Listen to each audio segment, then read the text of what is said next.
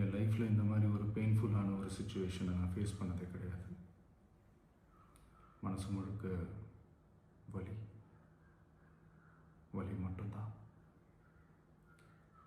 இந்த சுற்றுப்பயணத்தில் என்னென்ன மக்கள் பார்க்க வராங்க, அதுக்கு ஒரே ஒரு காரணம் தான், அவங்க என் மேலே வச்சிருக்கிற அன்பும் பாசமும்.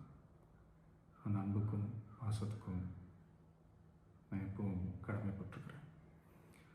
அதனால தான் இந்த சுற்றுப்பயணத்தில் மற்ற எல்லா விஷயங்களையும் தாண்டி மக்களுடைய சேஃப்டி, அதில் எந்த காம்ப்ரமைஸும் பண்ணிடக்கூடாதுன்றதுக்காக தான் அது என் மனசில் ரொம்ப ஆழமாக இருக்கும் அந்த எண்ணம். அதனால தான் இந்த அரசியல் காரணங்கள் எல்லாத்தையும் தவிர்த்துட்டு ஒதுக்கி வச்சுட்டு மக்களுடைய சேஃப்டி மட்டும் மைண்டில் வச்சுக்கிட்டு அதுக்கான இடங்களை சூஸ் பண்ணுறது, அதுக்கான இடங்களை பார்த்து பெர்மிஷன் கேட்குறது, போலீஸ் டிபார்ட்மெண்ட்டில் அதை ரிக்வெஸ்ட் பண்ணி கேட்போம். ஆனால் நடக்கக்கூடாதது நடந்துருச்சு. ஆனால் மனுஷன் தானே, அந்த நேரத்தில் அத்தனை பேர் பாதிக்கப்பட்டு இருக்கும்போது எப்படி அந்த ஊரை விட்டுட்டு என்னால் கிளம்பி வர முடியும்? நான் திரும்ப அங்கே போகணும்னு இருந்துச்சுன்னா அதை ஒரு காரணம் காட்டி அங்கே வேறு சில பதட்டமான சுச்சுவேஷன்ஸ், வேறு சில அசம்பாவிதங்கள் அந்த மாதிரி எதுவும் நடந்துடக்கூடாதுன்றதுக்காக தான் நான் அவாய்ட் பண்ணேன். இந்த நேரத்தில் சொந்தங்களை இழந்து தவிக்கிற அத்தனை குடும்பங்களுக்கும் என்னுடைய ஆழ்ந்த இரங்கலை தெரிவிச்சுக்கிறேன். எனக்கு தெரியும், என்ன சொன்னாலும் இது ஈடேயாகாதுன்னு எனக்கு தெரியும். ஹாஸ்பிட்டலில் ட்ரீட் பண்ணிகிட்ருக்கிற எல்லாருமே சீக்கிரமாக க்யூர் ஆகி வரணுன்றதை இந்த நேரத்தில் நான் வேண்டிக்கிறேன். கூடிய சீக்கிரமே உங்கள் எல்லாரையும் நான் சந்திக்கிறேன்.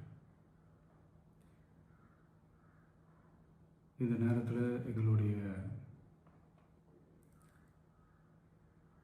வலிகளை, எங்களுடைய நிலைமையை புரிஞ்சுக்கிட்டு எங்களுக்காக பேசின அரசியல் கட்சிகளை சார்ந்த நண்பர்கள், தலைவர்கள் அனைவருக்கும் என்னுடைய நன்றியை தெரிவிச்சுக்கிறேன். கிட்டத்தட்ட ஒரு 5 மாவட்டத்துக்கு பிரச்சாரத்துக்கு போனோம். இந்த மாதிரி எதுவுமே நடக்கல. ஆனால் கரூரில் மட்டும் ஏன் எப்படி நடக்குது, எப்படி நடக்குது? மக்களுக்கு எல்லா உண்மையும் தெரியும். மக்கள் எல்லாத்தையும் பார்த்துக்கிட்டு இருக்கிறாங்க. கரூரை சேர்ந்த அந்த மக்கள் அந்த உண்மையெல்லாம் வெளியில் சொல்லும்போது எனக்கு கடவுளே நேரில் வந்து இறங்கி அந்த உண்மைகள்லாம் சொல்கிற மாதிரி எனக்கு தோணுச்சு. சீக்கிரமே எல்லா உண்மைகளும் வெளியில் வரும்.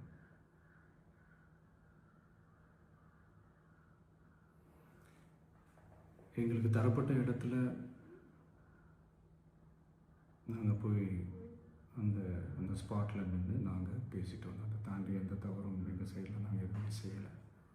பட் இருந்தாலும் எங்கள் கட்சியை சேர்ந்த நிர்வாகிகள், தோழர்கள் மேலே எஃப்ஐஆர், அது மட்டும் இல்லை சோஷியல் மீடியாவை சேர்ந்த நண்பர்கள், தோழர்கள் அவங்க மேலே எஃப்ஐஆர்லாம் போட்டு இப்போ பிடிச்சிக்கிட்டு இருக்கிறாங்க.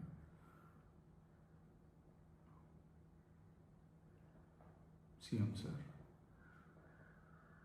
உங்களுக்கு ஏதாவது இந்த பழி வாங்கணும் அப்படின்ற எண்ணம் ஏதாவது இருந்துச்சுன்னா